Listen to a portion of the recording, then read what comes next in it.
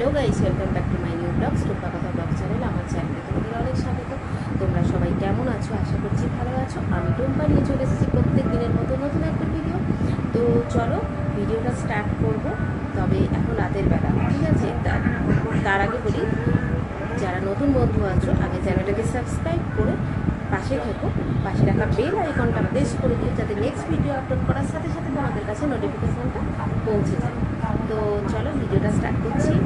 আজকে ডিনার দিয়ে ব্লগটা আমি স্টার্ট করছি। তো চলো ডিনারে কি মা করে রেডি করেছে চলো দেখে নেওয়া যাক। গরম গরম লুচি আর আলুর দম। তো এইটাই হচ্ছে আজকের dinner. Hello everyone, good morning. তোমরা কেমন আছো? আশা করছি ভালো আছো। আমি টুম্পা। গতকালের ভিডিওটা আমি কন্টিনিউ করছি। তো দেখতেই পাচ্ছ আমি রেডি হয়ে গেছি আর যাচ্ছি বাজারে। বাজারে কিছু জিনিস নেবার আছে, কারণ গতকাল পুজো ছিল, তেমন কিছু নেওয়া হয়নি। তো মাছ টাছ কি পাবো দেখতে, সবজি টবজি আনবো।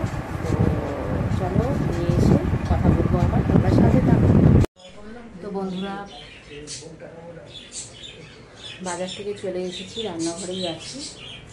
এই দেখো কী কী এনেছি, দেখো বড় বড় পেয়ারা এনেছি। কে কে খাবে চলে আসে। পেয়ারা আমার ডাসা খেতেই ভালো লাগে, পেকে গেলে এগুলো পোকা হয়, যার জন্য খাই না এই ভয়ে।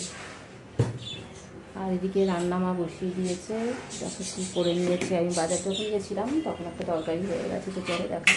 তো এই দেখো কাঁঠাল বীজ দিয়ে আর সুরেশ্বর ডাঁটা দিয়ে একটা চচ্চড়ি বানানো হয়েছে নিরামিষে। তার এদিকে পার্শে মাছ এনেছি, পার্শে মাছগুলো নুন হলুদ দিয়ে মাখানো রয়েছে। ধনে পাতা এনেছি, সর্ষে বাটা দিয়ে পার্শে মাছের ঝাল হবে। এদিকে আমার ব্রেকফাস্টের ভাত বসানো হয়েছে, কড়া বসিয়েছি, আলুটা ভেজে নেবো আগে। চলো।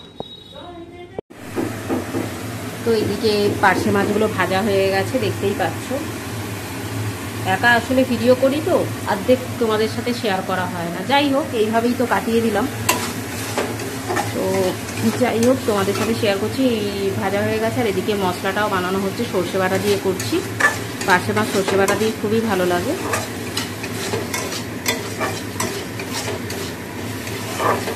আর ধনে পাতা ছড়িয়ে রেডি করবো।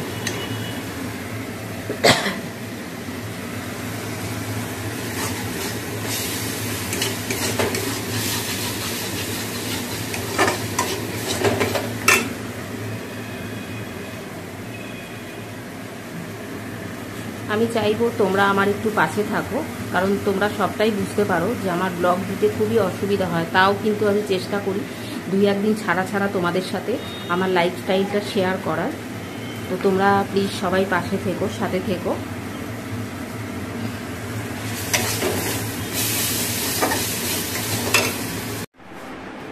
রান্নাবান্না কমপ্লিট করে ব্রেকফাস্ট করা হয়ে গেছে, মানে যে ভাতটা করছিলাম ওটা পেটে ঢোকানো হয়ে গেছে। যাই হোক, একটু ঘুমও হয়ে গেল। শরীরটা আসলে খারাপ, যার জন্যই হচ্ছে এই জিনিসটা।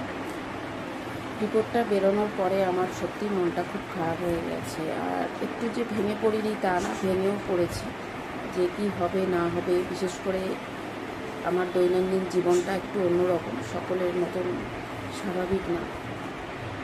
দৈনন্দিন জীবনটা বলবো না, মানে জীবনের কাজগুলো আর কি, তো অন্যরকম, সকলের মতন তো নয়। তো সব কিছুই চিন্তাভাবনা করছি।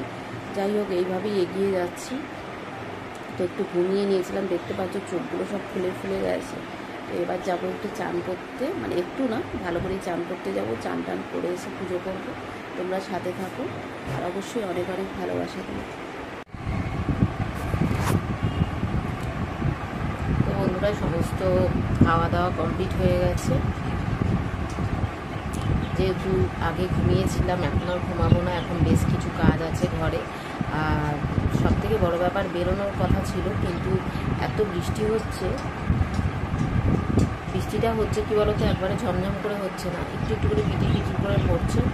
আর পুরো আকাশ একদম ঝাপসা হয়ে গেছে, যার জন্য বেরোবো না, একটু পরে বেরোবো। এখন একটু ওয়েট করি, বৃষ্টিটা হয়তো পড়বে, একভাবেই পড়ে যাবে, কিন্তু তবু একটু ওয়েট করি, যদি কমে যায় ভালো। তো এখন বাড়িতে কিছু কাজ করে নেবো, কিছু এডিটিংয়ের কাজ আছে, অনেকগুলো পড়ে আছে, দুদিন কিছু করতে পারিনি, তো এবার করে নেবো। আর হ্যাঁ, যেটা তোমাদের বলার ছিল যে শরীরের কথাটা, এটা এই রোগটা হচ্ছে মাঝে মাঝেই ব্যথা করবে আর গা গুলোনি হবে, এই জিনিসগুলো আছে আর কি, সিমটমগুলো থাকে। তো আমার আপাতত সেই দিনের পর থেকে আর ব্যথা হয়নি। আজকে ধরো মোটামুটি মঙ্গলবার থেকে, না সরি শুক্রবার, হ্যাঁ মঙ্গলবার থেকে আজকে হয়ে গেল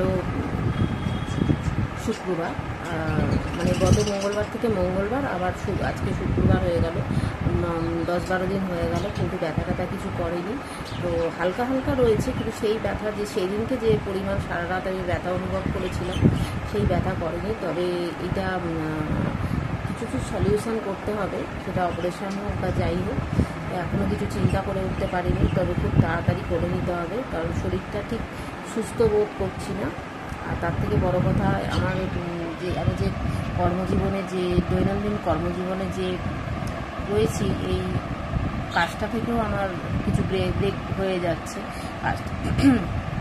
কাজটাও ঠিক করতে পারছি না। এই শরীর খারাপের জন্য মাঝে মধ্যে একটু আধটু ব্যথা করছে আর কি, সেই ব্যথা কিছু করেনি, কিন্তু খুব ভয় লাগছে, যখন তখন ব্যথা উঠলে খুব মুশকিল হয়ে যাবে, কী করবো না করবো সেটাই আর কি। আর সেকেন্ড, তোমাদের সাহায্য দরকার। তোমাদের সাহায্য বলতে তোমরা একটু ভালোবাসা দিও। প্রত্যেক দিন আমি ব্লগ দেওয়ার চেষ্টা করছি, কিন্তু ব্লগ প্রতিদিন দিতে পারছি না, যে একদিন ছাড়া ছাড়া মতো দিচ্ছি। তোমরা যে কেউ স্কিপ করবে না, ভিডিওগুলো পুরোটা দেখো, অনেক কিছু বুঝতে পারবে, আমার লাইফস্টাইল সম্পর্কে সবটাই বুঝতে পারবে, যে কী করছি না করছি। অনেকে লাইভে গিয়ে অনেক কিছু জিজ্ঞেস করো, তো জিজ্ঞেস করার থেকে তোমরা ব্লগেই সব পেয়ে যাবে। আর অপারেশন করতে যেটা হচ্ছে, কিছু ভয় লাগছে, কারণ যেহেতু আমার সেকেন্ড কেউ নেই, একটা রেস্টের দরকার থাকে, একটা সাডেন। এখন যদিও মাইক্রো সার্জারি দিয়ে দ্বারা সব কিছু হচ্ছে, এখন আর ওই আগের মতন মেডিকেল সায়েন্স এখন অনেক উন্নত হয়ে গেছে, অনেক ডেভেলপ।